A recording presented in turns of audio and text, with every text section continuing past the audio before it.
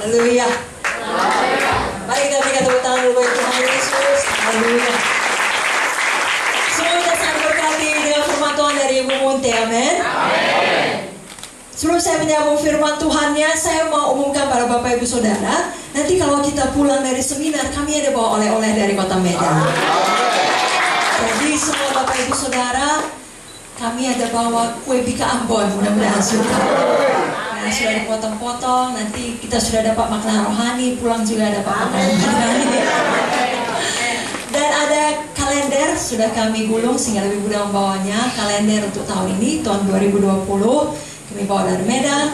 Ada beberapa buku rohani dengan berbagai judul. Nanti satu orang dapat satu. Kalau udah siap dibaca, gantian sama kawannya dengan judul yang lain. Lalu ada gelang dengan tulisan Miracles happen when someone cares. Mujizat terjadi kalau ada seseorang yang mengasihi. Tidaklah orangnya, sebagaimana Yesus mengasihi kita. Juga ada beberapa gantungan kunci dengan berbagai macam bentuk. Ada huruf J, ada love J, maksudnya Tuhan Yesus, Jesus, supaya kita ingat Yesus dalam kita, kita di dalam Yesus. Lalu juga ada yang terakhir tapi sangat penting, yakni schedule membaca Alkitab, supaya tiap hari kita cinta firman Tuhan. Kalau kita merenungkan firman siang dan malam dan betul-betul hidup menurutnya, kita percaya sama seperti yang dikatakan Mazmur 1, kita berhasil dan beruntung. Dan khusus untuk anak-anak yang kami kasihi, asal jangan nanti semua mengaku anak-anak ya. Kami juga ada bawa, ada set alat tulis, pulpen, pensil, rautan, setip dari Kota Medan, supaya juara semuanya di sekolah. Puji Tuhan. Jadi nanti pulang dari seminar jangan lupa diklaim hadiahnya. Baiklah. Tadi dari Ibu Munte kita sudah mendengarkan bagaimana kita perlu sungguh-sungguh mengasihi Tuhan Yesus. Karena Tuhan Yesus telah terlebih dahulu mengasihi kita. Seperti kisah di awal tadi, dia jauh lebih baik dari tuan yang membeli budak Afrika itu.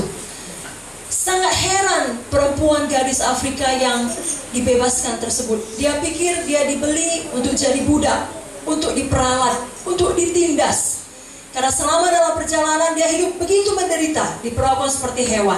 Lalu yang membelinya seorang laki-laki pula. Bisa dibayangkan bagaimana sangat menderita hidupnya nanti. Itu sebabnya pada awalnya dia marah, dia ludahi laki-laki itu.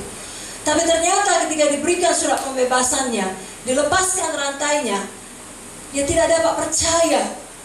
Tuhan membeli saya untuk membebaskan saya. Tuhan membeli saya, berkorban uang untuk membebaskan saya. Iya, kau bisa pergi, kau bebas.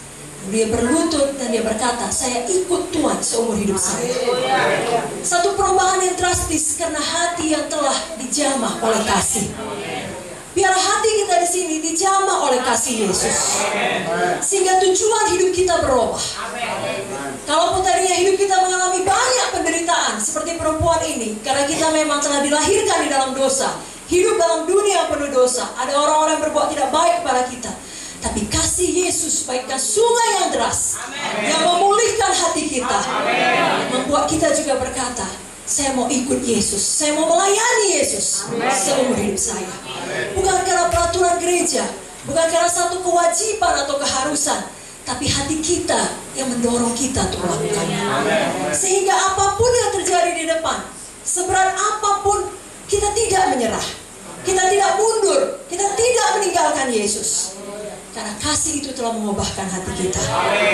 Dan sebagaimana firman yang kita baca dalam Kejadian 1:26-28 dari Ibu Munte tadi disampaikan, ada rencana Tuhan bagi hidup kita manusia masing-masing yang tidak dapat gagal.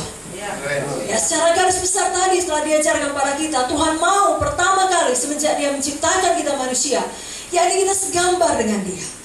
Dia mau memulihkan kita untuk kembali kepada gambaran itu.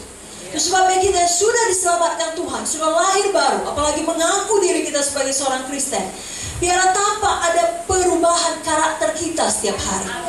Ada buah roh di dalam hidup kita. Orang-orang melihat kita yang mengaku Kristen dan setuju karena hidup kita seperti Kristus. Lalu yang kedua, hidup kita berkuasa. Kalau tadi kita dibawa tindasan kutuk dosa, kutuk penyakit. Kalau orang di dunia sana kerja keras pun dia tetap gagal. Kenapa? Ada kutuk yang mengikat. Tapi kita anak-anak Tuhan, oleh karena kuasa darahnya, oleh karena kuasa firman-Nya, oleh karena kuasa Roh Kudus-Nya di dalam kita, kita bisa hidup berkuasa. Bukan berarti kita tidak punya masalah. Di dalam Alkitab ada perumpamaan mengenai orang yang mendirikan rumah di atas batu dan rumah di atas pasir. Tahukah saudara, dua-duanya dapat gelombang, dua-duanya dapat badai. Jadi dengan kata lain, seorang yang percaya pada Yesus dan tidak percaya pada Yesus, dua-dua dapat masalah. Tetapi bedanya orang yang mendirikan rumah di atas batu, di atas firman, yang mendengar firman dan melakukannya, walaupun datang masalah, dia hidup berkuasa, rumahnya tetap berdiri. Dia bisa tetap menang. Betul akan ada serangan dari para setan, betul ada serangan penyakit, betul kita tetap mengalami persoalan seperti orang-orang juga di luar sana, tapi kita berkuasa. Kita bisa melewatinya dengan kemenangan. Yang ketiga tadi, juga salah satu yang paling penting dikatakan Ibu Munti, rencana Tuhan beranak cucu memenuhi bumi. Gambaran kepada saya dan saudara untuk sungguh-sungguh hidup melayani Tuhan. Kita harus menginjil, kita harus memuridkan, dan kita melakukan itu seumur hidup kita. Bukan hanya kalau ada KKR, bagus, itu harus. Bukan hanya pada waktu Natal atau waktu-waktu tertentu, tapi seluruh hidup kita. Kita memang suka melayani Tuhan. Lagi-lagi kenapa? Karena kita sudah merasakan kasih Tuhan. Izinkan saya malam ini dengan singkat memberikan satu contoh dari Alkitab mengenai seorang yang mengasihi Tuhan dan memberikan hidupnya bagi Tuhan. Lalu karakternya pun semakin hari semakin berubah seperti Tuhan Yesus. Dan hidupnya itu betul-betul memberi dampak bagi banyak orang. Namanya Yusuf. Tidak selalu mudah hidup di dalam jalan Tuhan. Akan ada yang namanya ujian-ujian kehidupan. Tetapi Yusuf tidak menyerah. Yusuf tidak kompromi dengan dosa. Pada akhirnya Yusuf menjadi penyelamat seluruh dunia. Seharusnya dunia dilanda kelaparan, Yusuf menjadi penguasa yang menyelamatkan bangsanya, yang menyelamatkan umat Tuhan. Bapak Ibu Saudara, kalau keadaan baik kita melayani Tuhan, itu baik memang. Tapi ketika keadaan tidak baik, kita tetap melayani Tuhan. Itu baru anak Tuhan yang sejati. Itu yang dirindukan Tuhan di dalam kita. Jadi biar saya dan saudara menyadari, memang ada ujian kehidupan, tetapi kita bisa lulus. Sebagaimana Yusuf lulus, kita juga bisa lulus. Yang pertama kali di dalam Kejadian 37 ayat 5-9, ini menggambarkan Yusuf lulus ujian pengkhianatan. Di sini diterangkan, setelah Yusuf mendapatkan mimpi yang besar, dia membagikannya kepada saudara-saudaranya. Aku mimpi beginilah. Sayangnya ketika dia berkata bagaimana dia bermimpi bulan dan bintang sujud menyembah kepada dia, yang menggambarkan keluarganya tunduk kepada dia, bukannya keluarganya mendukung dia, justru saudara-saudaranya semakin marah dan iri hati. Kadang-kala ketika kita mendapatkan panggilan Tuhan, ada baiknya kita simpan untuk diri kita sendiri. Karena kalau belum kita kerjakan, belum kita mulai bentukan, lalu kita begitu semangat membagikannya kepada orang lain, yang notabene kita pikir dia kan anak Tuhan, dia kan keluarga Allah, dia akan mendukung, ternyata tidak mendukung. Kita dikhianati. Saudaraku, tapi kalaupun itu terjadi, kita bisa tetap menang. Amin. Ketika saudara-saudara tidak suka kepada Yusuf, Yusuf tetap baik kepada mereka. Suatu hari, Yusuf disuruh bapaknya untuk pergi mencari saudara-saudaranya. Dan Yusuf patuh. Ini menunjukkan dia rajin. Kita juga anak-anak Tuhan selalu rajin melayani. Rajin dalam seluruh aspek hidup kita. Nah, bapaknya menyuruh dia pergi, lalu pergilah dia ke Sikem, ke tempat yang disuruh untuk menjumpai saudaranya. Sampai di sana, saudaranya tidak ada. Bisakah Yusuf pulang? Bisa. Sudahkah dia patuh? Sudah. Tapi itulah ciri-ciri orang yang memang baik. Dia dengar kabar saudara tidak ada di situ, di Sikem, tapi ada di Dotan. Dia pergi mil kedua. Anak-anak Tuhan seharusnya suka demikian. Dia pergi lebih jauh lagi untuk mencari saudara-saudaranya. Tapi tahukah saudara, ketika dia menjumpai saudaranya, sudah dia patuh, sudah dia rajin, sudah dia sungguh-sungguh berkorban, berjalan mil kedua, ya seharusnya menurut akal wajar, dia disambut dengan baik. Dia mendapat ya, hasil yang baik. Tapi justru dia dimasukkan ke dalam sumur dan hendak dibunuh. Pernahkah kita demikian? kita sudah patuh, kita sudah rajin, tapi justru seakan-akan hidup kita jadi tambah buruk. Lalu setan menggoda bicara dalam pikiran, lebih baik ketika tidak kenal Yesus. Tidak buruk kehidupanmu seperti sekarang. Sekarang setelah kau sungguh-sungguh patuh, justru seperti di dalam sumur. Jangan menyerah. Amen. Jangan dengar apa kata setan. Amen. Apalagi kalau kita masuk ke dalam sumur yang gelap, karena akibat daripada orang-orang yang mengatakan dirinya saudara kita di dalam Tuhan. Jangan kita menjadi sakit hati menyimpan dendam. Katanya anak Tuhan, katanya hamba Tuhan, apalagi katanya pendeta. Tapi kok kelakuannya begitu? Kok menghancurkan hidup saya? Kok membuat saya seperti di dalam sumur? Kok mau membunuh saya? Karena setan tahu kalau hati kita keraskan oleh rasa dendam, amarah, dan sakit hati, itu akan merusak masa depan kita. Membuat kita lumpuh dan tidak bisa hidup melayani Tuhan. Membuat kita tawar hati dan menyerah. Biar malam hari ini kita kenal tipu daya setan. Tidak ada kesakitan sesakit apapun yang menandingi kasih Yesus. Saya tidak merendahkan kesakitan yang saudara alami dalam perasaan saudara. Saya tidak tahu dari mana saudara datang, tapi yang saya tahu pasti Yesus mengasihi saudara. Dan kasihnya lebih dari cukup untuk memulihkan hati kita yang terluka oleh siapapun yang sangat dekat yang sudah menyakiti kita. Apakah darah daging kita sendiri ataupun orang-orang mengaku dirinya keluarga Allah di dalam gereja Tuhan, ampuni mereka. Amen. Lepaskan kasih Yesus kepada mereka. Karena kalau itu terjadi sama seperti yang dihadapi Yusuf, dia punya pilihan. Maka dia simpan sakit hati atau dia lepaskan pengampunan. Kita tahu Yusuf melepaskan pengampunan. Kenapa? Karena di dalam Kejadian 39 ayat 2 diterangkan Tuhan menyertai Yusuf sehingga ia berhasil di dalam pekerjaannya. Bila Yusuf masih mengeraskan hati, menyimpan dendam, kemarahan, tidak mungkin Tuhan menyertai dia. Tidak mungkin dia bisa berhasil. Tidak mungkin dia bisa melanjutkan hidupnya di rumah Potifar sebagai budak. Dia akan penuh dengan rasa amarah. Hari ini biarlah kita juga memilih demikian. Kita memilih bahwa tidak mungkin seluruh orang di seluruh dunia menyukai kita walaupun kita sudah berbuat baik. Akan ada orang-orang Tuhan izinkan untuk tidak baik kepada kita, untuk tetap membentuk kita dan tetap kita bersandar kepada Tuhan. Biar kita menyadari yang paling penting dalam hidup ini adalah penyertaan Tuhan bagi kita. Karena penyertaan Tuhanlah yang membuat hidup kita berhasil. Dan Yesus kita tidak berubah. Ibrani 13 ayat 8 mengatakan dia Yesus yang sama kemarin, hari ini, dan selama-lamanya. Kalau dia menolong Yusuf, dia juga menolong kita pada hari ini. Amin, saudara.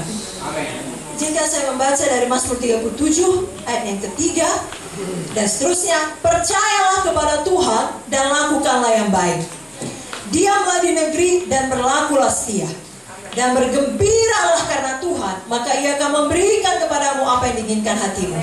Serahkanlah hidupmu kepada Tuhan dan percayalah kepadanya, dan ia akan bertindak. Ia akan memunculkan kebenaranmu seperti terang dan hakmu seperti siang. Ayat di atasnya dan di bawahnya jelas mengatakan jangan marah karena orang berbuat jahat. Jangan iri hati pada orang berbuat curang. Jangan marah, itu hanya membawa kepada kejahatan. Maukah kita melepaskan pengampunan semua pada malam ini?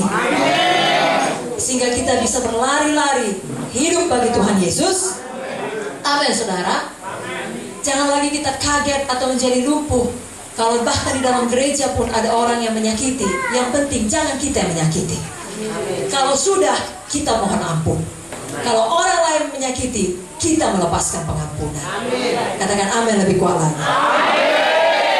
Tidak mudah, tetapi ada kasih karunia Tuhan memampukan kita kalau kita mau. Ya, step by step, hari demi hari. Bukan seperti menekan tombol mati hidup lampu listrik ini. Tuh, langsung. Tidak ada sama sekali dendam. Saya nggak yakin hati manusia seperti itu. Tapi kalau kita mau memilih untuk mengampuni, hari demi hari bisa. Amin. Mungkin di awalnya saudara lihat dia nggak mampu, saudara lihat wajahnya. Jangan langsung merasa, oh saya ini tidak mampu mengampuni, langsung tertekan ditipu setan. Tidak. Tapi minggu depan saudara sudah mampu lihat wajahnya. Minggu depan lagi saudara sudah mampu menyalam dia. Sudah bisa cakap. Ya, sikit-sikit dulu lah. Lalu beberapa bulan kemudian lebih dipulihkan lagi. Walaupun dia mungkin tidak berubah, walaupun mungkin dia kembali menyakiti saudara, tapi saudara yang berubah. Sama seperti Yusuf yang berubah. Kenapa Tuhan izinkan Yusuf mengalami kesakitan seperti ini? Padahal dia patuh, padahal dia sungguh-sungguh, padahal dia rajin. Karena kalau Tuhan membiarkan Yusuf tetap tinggal di rumah bapaknya, yang notabene dia anak kesayangan, orang lain gak dapat jubah warna-warni, Yusuf dapat jubah warna-warni. Nah, kalau dia tetap hidup nyaman, dia tidak akan mampu menjadi seseorang dengan karakter yang berpadanan dengan panggilan yang besar. Karena sejak awal Tuhan telah berikan dia mimpi, atau kepada kita pada zaman sekarang visi, dia menjadi penguasa. Untuk menjadi seorang penguasa yang baik, dibutuhkan karakter yang kuat pula. Kalau selalu hidup nyaman di tengah rumah bapaknya, tidak bisa, tidak ada bentukan.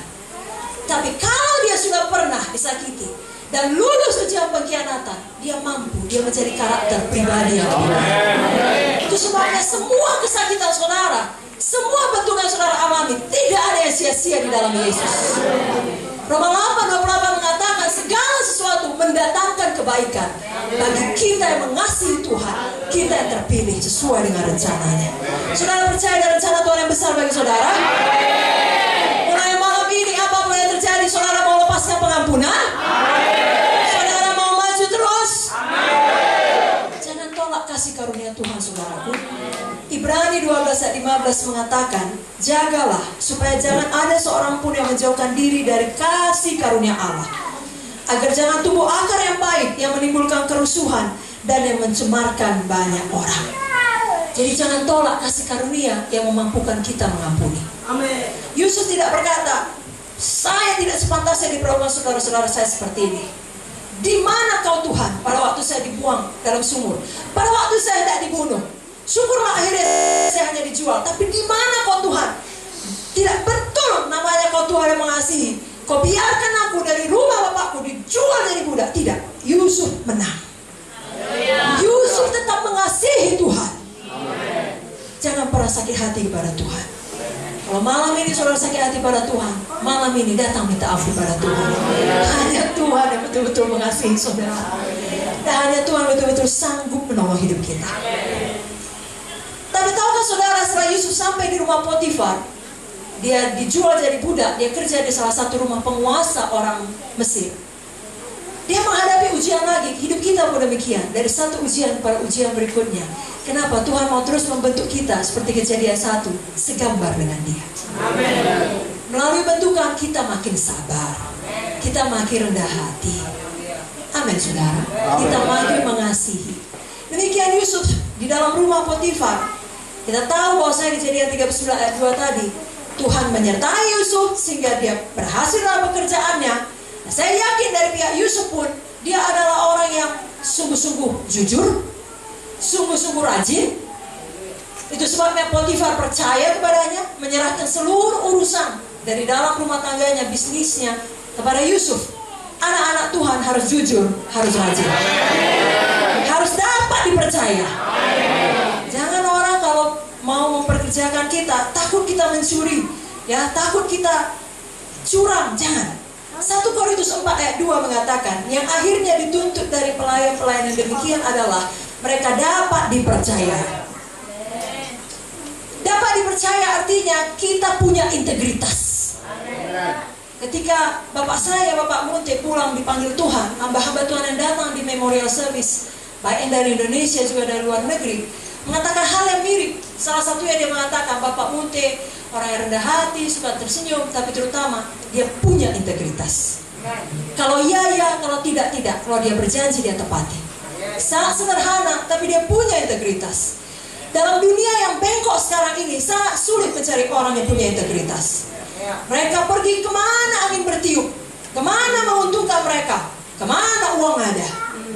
Bahkan mereka menyebut dirinya hamba Tuhan pun demikian. Tapi Tuhan masih menjelajah seluruh negeri. 2 Tawari mengatakan matanya menjelajah seluruh bumi untuk mencari orang bersungguh-sungguh hati terhadap Tuhan. Orang-orang yang berkata tidak kepada dosa, orang-orang yang tidak kompromi pada dosa, walau punya kesempatan melakukan dosa dan diuntungkan dari dosa itu. Yusuf melakukannya. Dalam Kejadian 39 ayat 6 sampai 10, di sini terangkan Potifar punya istri. Saya yakin kalau seorang penguasa punya istri, dia pilih perempuan yang paling cantik lah di daerahnya, yang paling hebat, yang ini macam. Tidak sembarang orang dia pilih jadi istrinya. Tapi tahukah saudara, istrinya tersebut, istri Potifar itu, Alkitab berkata, membujuk Yusuf untuk melakukan perzinahan. Bukan hanya sekali, bukan diam-diam, terang-terangan. Dan terus-menerus menggoda Yusuf. Saudaraku, ada orang bilang, saya nggak pernah berjudi. Ya, karena nggak ada kesempatan yang berjudi, nggak ada uang. Yusuf ada kesempatan yang berbuat dosa. Bahkan perempuan itu yang kelilipan dari mata saya. Maksudnya perempuan itu yang menggoda dia, yang main mata dengan dia. Jelas Yusuf punya kesempatan untuk berbuat dosa, tapi dia dengan teguh berkata tidak. Yusuf bisa saja buat alasan, istri Potifar adalah bos saya. Bukankah firman juga berkata harus patuh kepada bos? Bahkan bos yang garang pun harus dipatuhi. Maka saya akan patuh kepada istri Potifar. Ada banyak orang sekarang seperti itu. Demi melakukan dosa dia pakai firman. Padahal demi menyelamatkan nyawanya dia bilang begitu. Saya harus patuh. Bukan. Kalau untuk dosa kita tidak boleh justru patuh.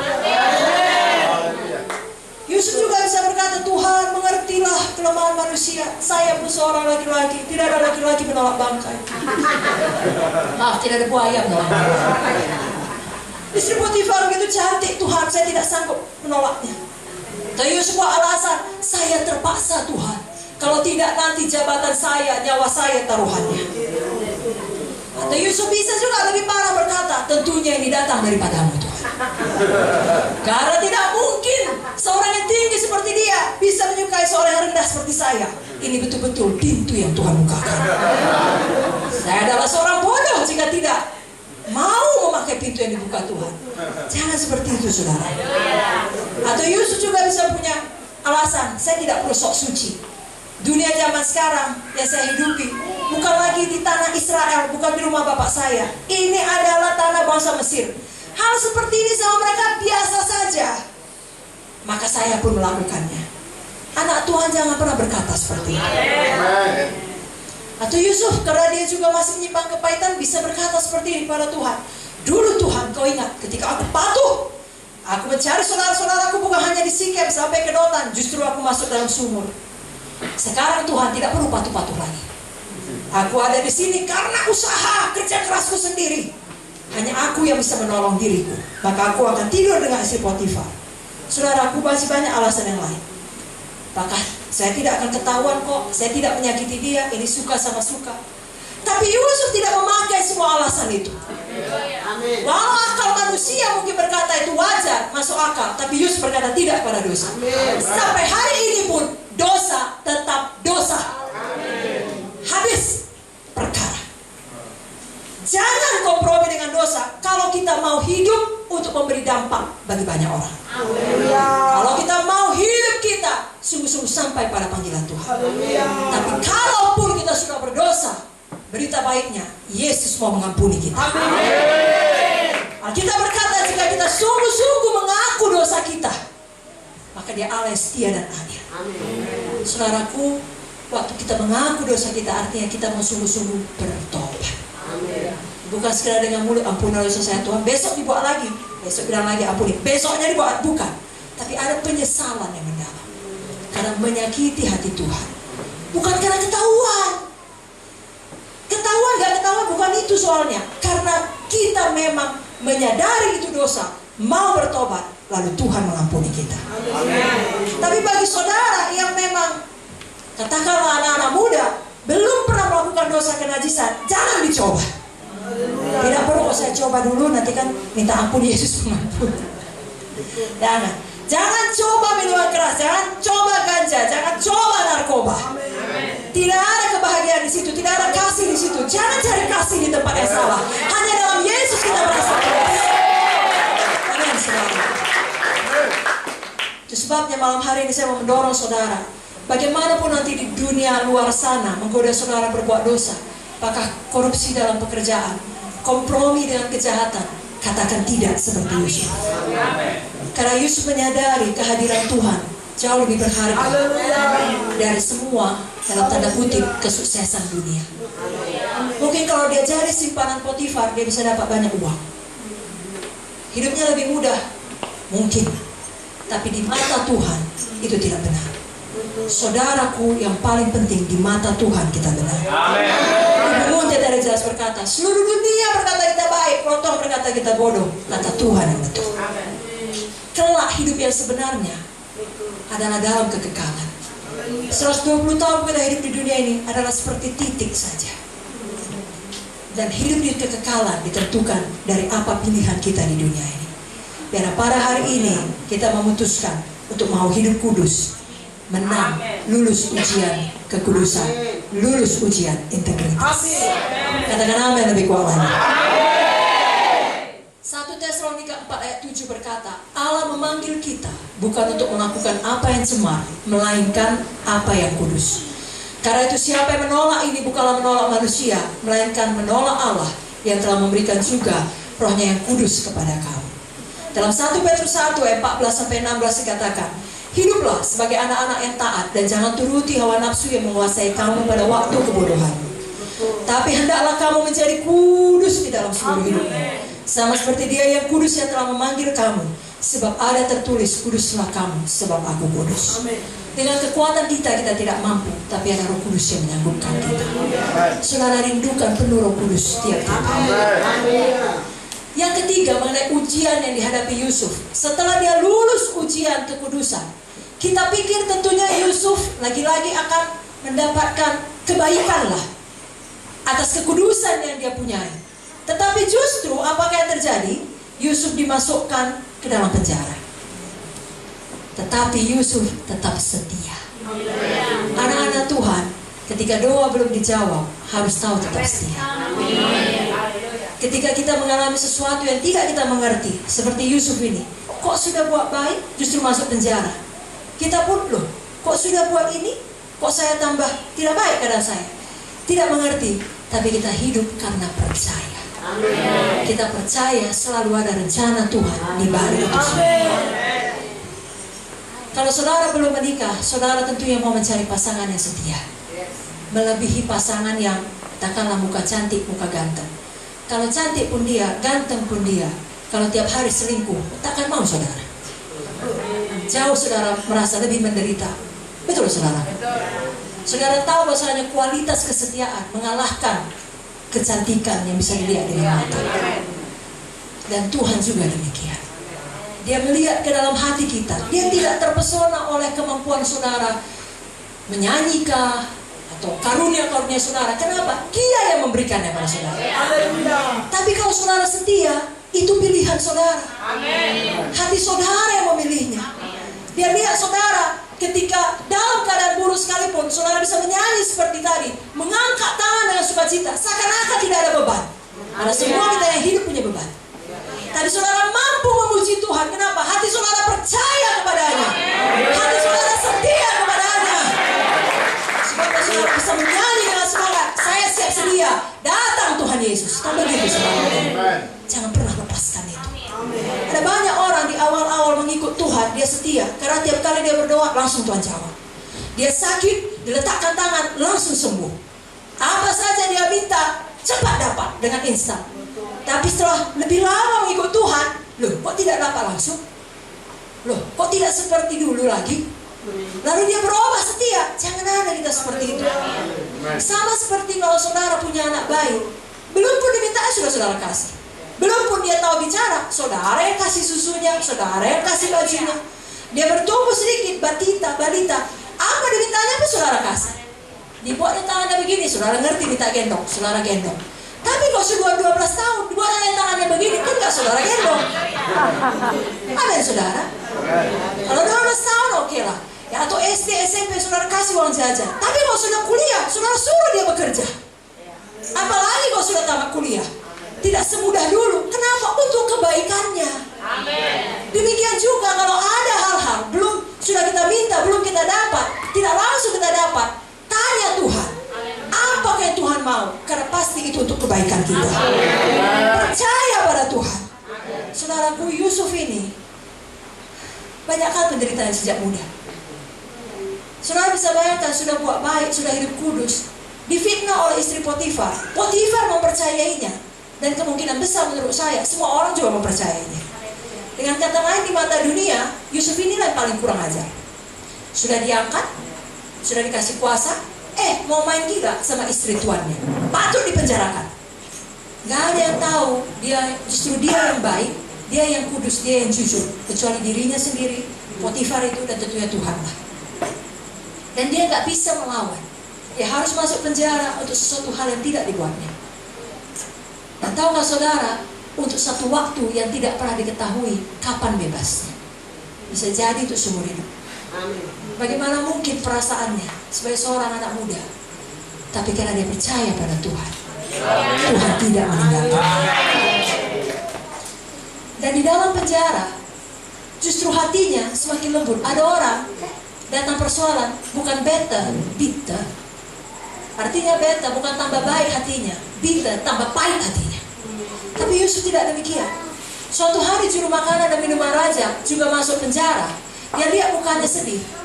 Hati Yusuf mengerti karena dia juga masuk penjara, bukan karena kejahatan. Gak ada yang minta pelayanannya. Dia yang menawarkan diri. Kenapa mukamu muram?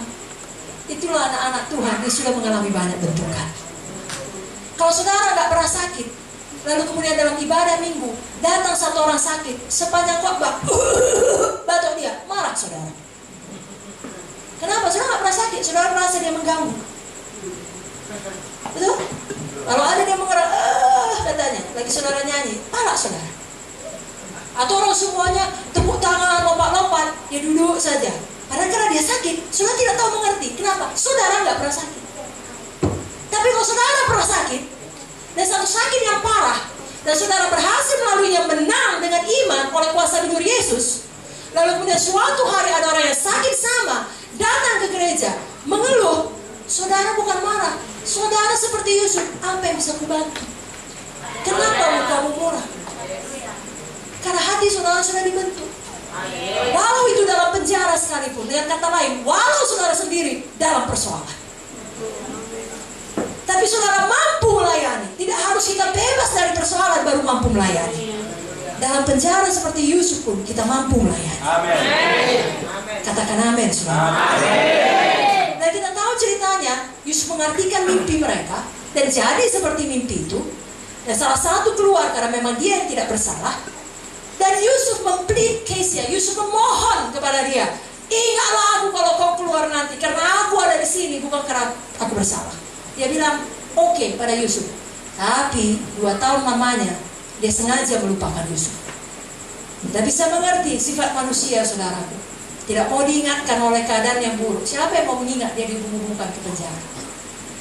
Tiap hari Yusuf berpikir, inilah harinya dia akan mengetahui mengenai keadaanku kepada orang yang berkuasa di luar sana. Tidak ada kabar.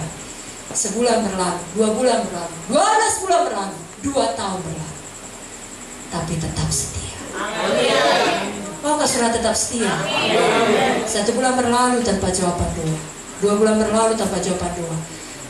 Biarlah saudara tetap bisa melihat dengan mata iman. Yesus kita tetap bekerja di balik dia. Dan dia tidak pernah terlambat. Dia mengatur semua supaya segala sesuatu indah pada waktunya. Ketika waktunya tiba bagi Yusuf dalam 1 hari, saudara tahu Firaun punya mimpi. Singkat cerita, tidak ada yang bisa mengartikannya. Barulah nama Yusuf diingat. Yusuf dipanggil, dan dengan rahmat Tuhan dia betul-betul bisa mengartikan mimpi dalam 1 hari yang tidak diduga-duga. Dari seorang tawanan pada seorang penguasa, dari seorang dalam penjara menjadi seorang perdana menteri. Di atas dia hanya ada satu yang lebih berkuasa, Firaun. Tapi selebihnya tidak ada yang bisa bergerak tanpa sepengetahuan Yusuf. Tuhan kita dapat membuat apa saja dalam sekejap. Amen.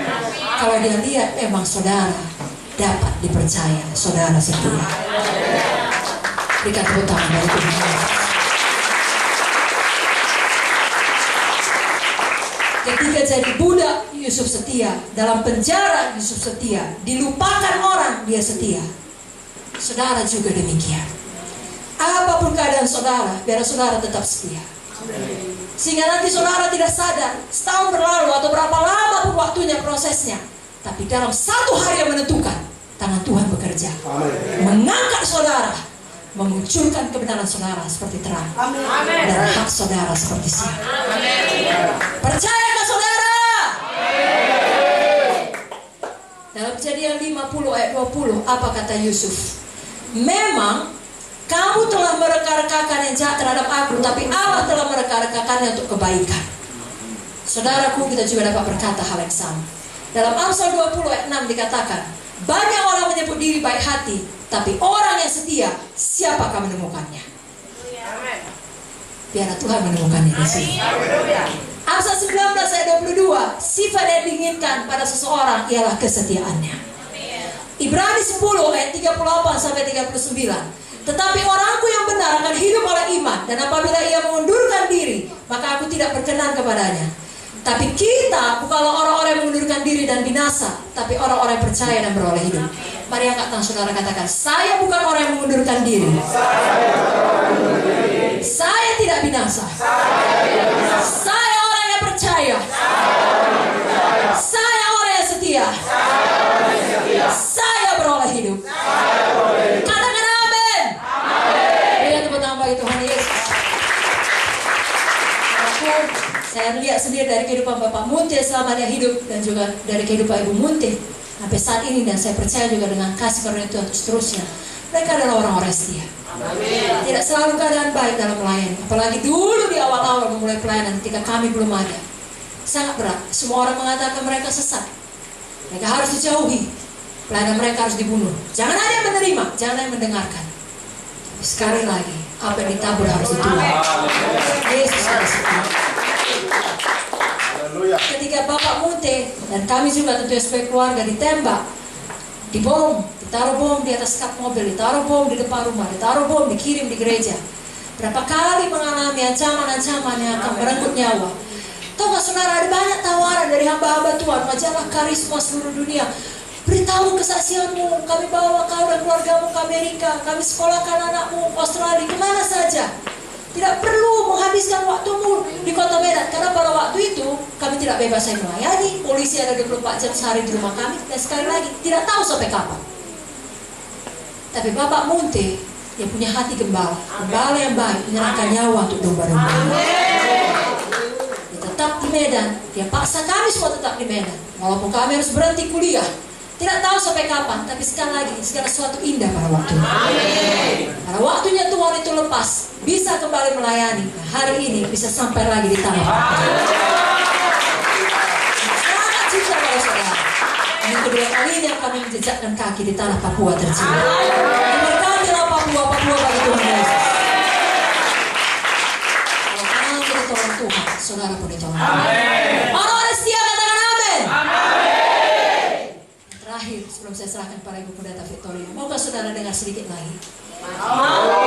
Saudaraku, Yusuf ini lulus ujian kesuksesan. Banyak orang pada waktu masih kekurangan, pada waktu sakit, sungguh-sungguh dia setia. Tapi waktu diberkati, waktu sehat, lupa dia setia pada Tuhan. Kenapa? Sudah senang, sudah nyaman hidupnya. Yusuf pada waktu dia di penjara kah, jadi budak kah, tetap setia.